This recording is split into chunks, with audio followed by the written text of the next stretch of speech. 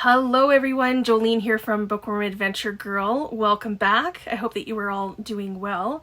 This is where I talk about the books that I'm reading, and I like to read diverse books and I highlight Canadian literature. If you are new, thank you so much for checking out my channel. Please hit subscribe and stick around. Today's exciting. Today is the final week of round 4 for Battle of the BookTubers.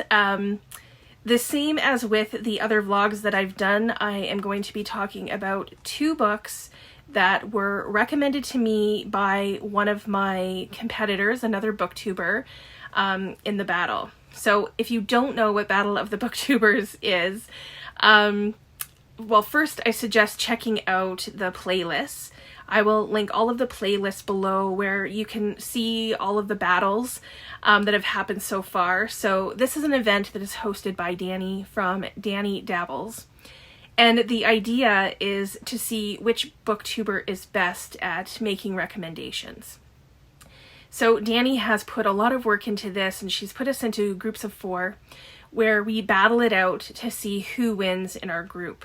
So we are now in round 4 and I have 3 competitors. Sam from her channel Samantha Donovan, Jess from the Hexed Library, and Krista from Books and Jams. So all of their channels will be linked below. Please go and check them out, and you can see the books that they are reading as well for each round and for this challenge, and see if you can figure out which books that I might have recommended to them. Okay, so for this round, I am reading 2 books from BookTuber L. So like the other rounds, I have no idea who BookTuber L is. We've all been given or assigned a letter, and we have been asked to guess who we think the booktuber is that recommended these particular books. So if you've already watched the previous 2 rounds, then, logic is that I only have one choice left. So I'm pretty sure that these books were recommended to me by Jess. I don't know. We'll see. There's also a point system. Now, I have no idea. I don't really pay attention to this whole point system. It's so over my head. I have no idea. But Danni understands it. And every week, she gives the competitors points. So for this round, you can go and check that out and see where we are for points. So the 2 books that I'm reading, let's talk about that, are The Opposite of Loneliness by Marina Keegan. And this is a collection of essays and stories, and it's the only non-fiction-ish book that was recommended to me. I say non-fiction-ish because it does have a section that is all non-fiction. So when this came out, I remember seeing it in stores. I may have even picked it up and, read the back. But there was nothing at that time that really compelled me to read it. So maybe this is one that, I should have picked up sooner. I don't know. We'll see. The second book is a book that it's been on my radar, and on my TBR since it first came out, and it is The Memory Police by Yoko Ogawa, and this is translated from the Japanese by Snyder. So this is the 3rd book in translation that has been recommended to me, and in translation from Japanese. From the Battle of the BookTubers, there's been 3. So I find that really interesting.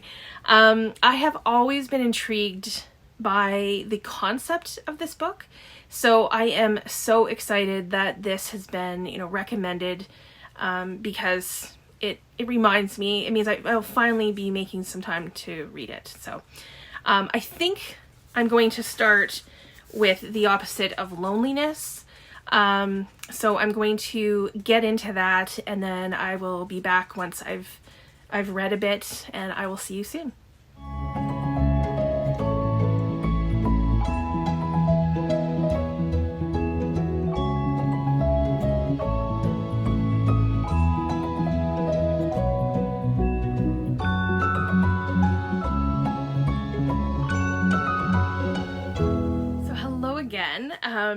So I've read the first part of the first section of The Opposite of Loneliness.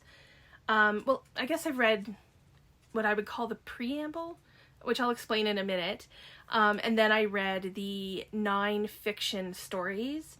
So let me begin by giving some backstory, which is basically, I would say, what the first sections of the book do. If you don't know anything about the book, going into it, the first quote is from Marina Keegan. It's something that she said at her graduation from Yale, which was also the last time that her parents saw her. So immediately there is this massive sense of loss. And then within that, there's also a sense of hope and love. And then there is another quote from one of Marina Keegan's poems that is probably, I would say, more meaningful, knowing that it came from, someone who died so young. The introduction is written by Anne Fadiman, one of Marina's professors at Yale, who writes so beautifully about Marina and really gives a sense of not only who she was as a writer, but who she was as a person. And it also explains how Marina died 5 days after her graduation. So Marina and her boyfriend were traveling to her parents' home for her father's birthday, and they were having a big party for him. And her boyfriend fell asleep at the wheel. So the car flipped, and Marina was killed, and her boyfriend survived. So you go into these stories in some ways knowing the ending, right? And knowing that we will not have more stories from her, and that that's also a tragedy. So Marina's parents then write their acknowledgements, which are very heartfelt. And then we get to the 9 fiction stories. So the first one, it begins with the title story, which is a story that really showed the impact that Marina had on people before and after her death.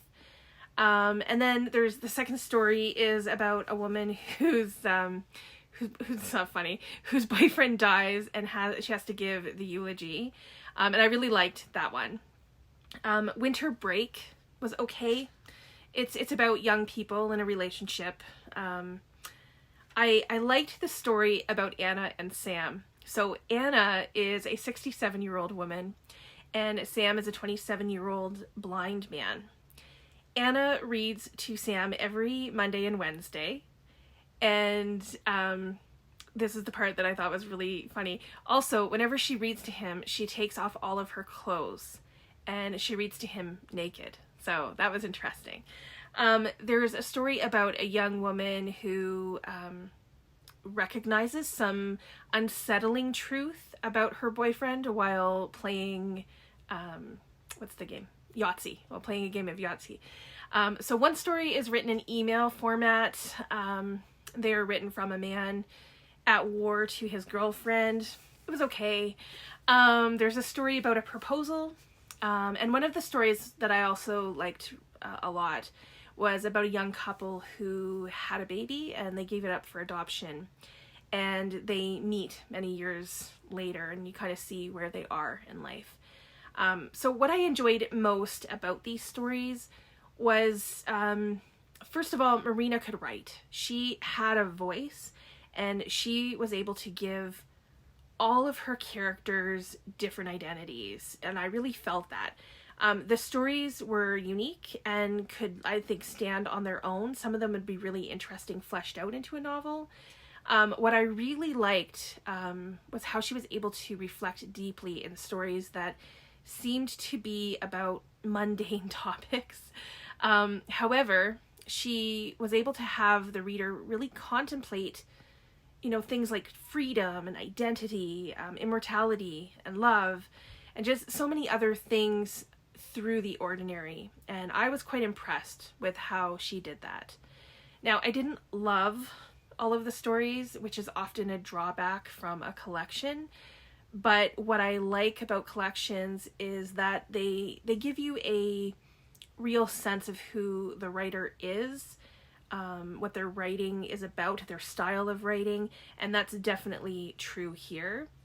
So I'm really looking forward to reading the next section, which is the nonfiction section. So I will see you again when I have finished all of that.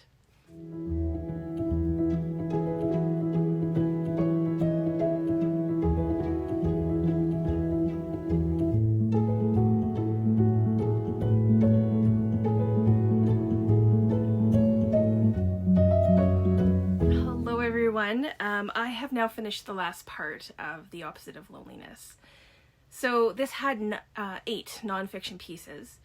The first one was about a 1990 Camry that had first been Marina's grandmother's for like 15 years. And the car gave her connection and of course held many memories. And it made me think of my own cars and how my last car, I actually did write a eulogy for it.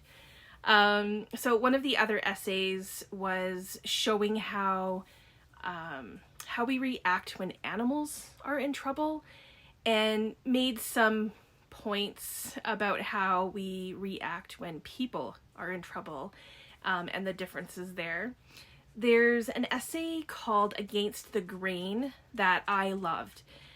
She starts talking about like what she would want for her last meal, and because Marina had celiac disease, she talks about eating all the food with gluten, all the food that she couldn't eat, and the food that, you know, she's had to avoid her entire life. And then she talks about how her mother tried to do everything in her power when Marina was younger to make sure that, first of all, that she was safe, and that she had good food, and how Marina sometimes resented this. But then she almost has an epiphany about how she would try to protect her own kids. And I just thought that this was so well written.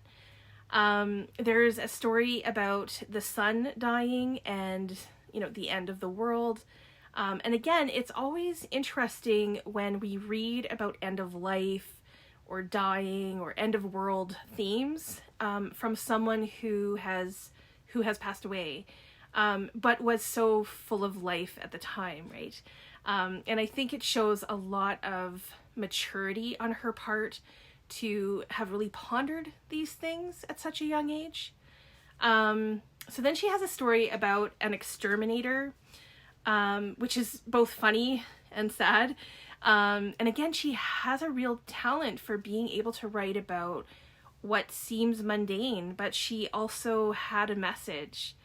One of the stories was about traveling in India and people wanting to, you know, take pictures with the tourists who were white and tall. And then the final story, I think, was quite appropriate. It starts off talking about how each generation has something that makes them special. You know, each generation is special for something, but nothing is permanent. And it kind of goes back to the idea of the sun dying and the world being finite. And then also that we as humans are not permanent. So I think some of the choices for this collection, you know, made more of an impact, if that makes sense, because of Marina's death. That being said, she definitely had things to say. She was very, very talented, and I think, you know, knew that she had purpose in her writing. So how lucky for us that her parents took on this project of, you know, putting these different pieces together. I think it's a wonderful way to honor their daughter and to give her a voice. It is very sad to me that we won't see the potential that she clearly had. We won't see that come to fruition, but I'm really glad that I read this and that I had the opportunity to get to know Marina through her writings. That was really, really cool, and I do really appreciate that. So for this collection, it is a solid 4 for me. Again, the only reason that it's not a 5 is because there were some stories, you know, that I just didn't care for. I didn't love them as much, but I think that this was put together very well. The writing is excellent, and yeah, I would recommend this to anyone who is either interested in learning more just about Marina and who she is as a writer, and people who enjoy collections of stories and essays. Yeah, so I am now going to move on to reading The Memory Police by Yoko Ogawa, and I think that this is going to be much different, but I'm really looking forward to getting into this and finally seeing what it's all about.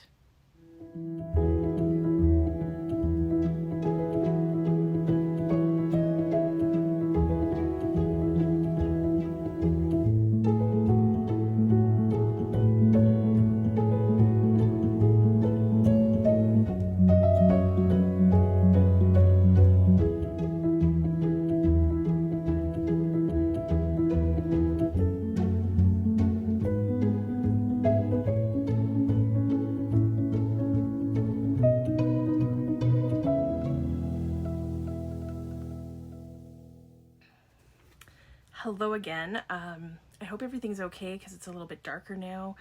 But I have read the first 16 chapters of The Memory Police, and I've decided to stop there because there's a lot happening in this book. It's about halfway, maybe just a little bit more. But yeah, there's already been like a lot of setup, and as more and more happens, I have more and more questions.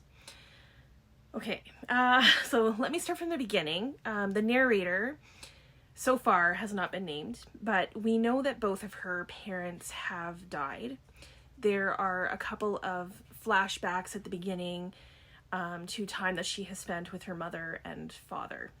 And her mother is explaining things to her about how objects on this island where they live are disappearing. And for some people, they don't even notice, but for other people, they can still remember these objects. And the mother keeps a cabinet with items that have disappeared. And she is telling her daughter about what these items are. So there's like ribbon and stamps and perfume. So all of these things have disappeared. And the daughter asks the mother why she can still remember these things, and this is what sets up this story. And then of course we also learn about the narrator's father, who used to work with birds, and she thinks how she's kind of happy that her father died before the birds disappeared. So I'm liking how losing these memories is being described. I mean, like, how do we know what we don't know? So when we can't remember something, and it's just gone forever, how do we even know that we've lost it? And I've had a lot of very philosophical questions like this while reading the book, because as objects are gone, it can start a ripple effect. Okay, so then there's the memory police. And their job is to make sure that memories of things are truly gone forever. So for example, if birds are gone, so must pictures of birds, writings about birds, all of that has to be gone too. And they go into people's homes and, take things, and they also take people. People also disappear. So the narrator has witnessed people being taken from their own homes, which really reminded me a lot of when Jewish people were taken from their homes in World War II. So the descriptions felt very similar to that. And then R, who is the narrator's editor, tells her about safe houses, and that there are some people who are immune to forgetting, and they still have all of these memories. So this is a lot like the narrator's mother, and it turns out the editor himself. So another part of the book, which is both really interesting and at first anyway a little confusing, is that the narrator is a writer, and I became very interested in this part because books don't seem important to people on the island. People aren't concerned about the books. The writer has written a few books, and they are all about something that has disappeared. So I found that interesting. And I got to thinking, like, what happens to the words of things that disappear? For example, bird, she calls them creatures. So does this mean that eventually books and language will disappear as well? And then the narrator kind of thinks of this herself. And the only person who really shows any interest in her book is an old man that she sees on her walks. And of course, her editor. And then these three characters have actually kind of become, I would say, the main nucleus of the story. So where it got a little confusing for me was with the novel within the novel.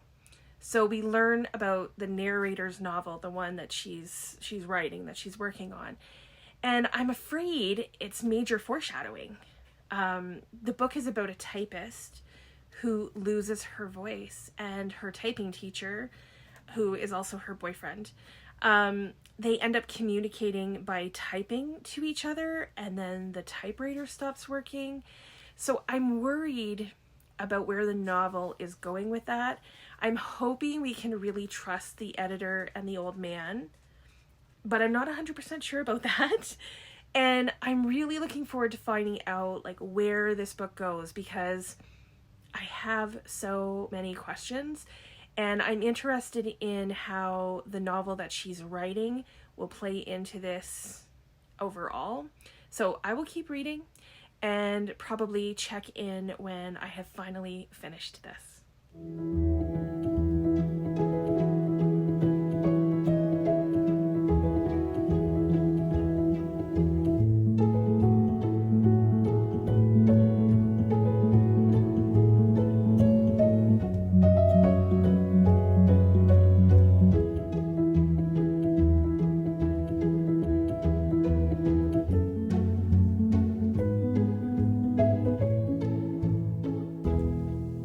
Hello again. I have now finished The Memory Police.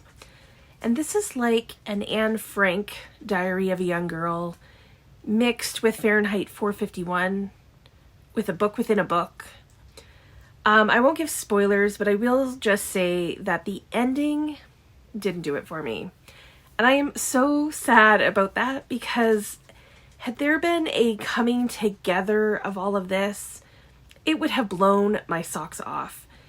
But my socks are still firmly in place on my feet. So there's so much I loved about this book. The concept is amazing. The idea of losing memories and what that would mean to individuals and societies, the impact that it would have, like all of that was very interesting to me.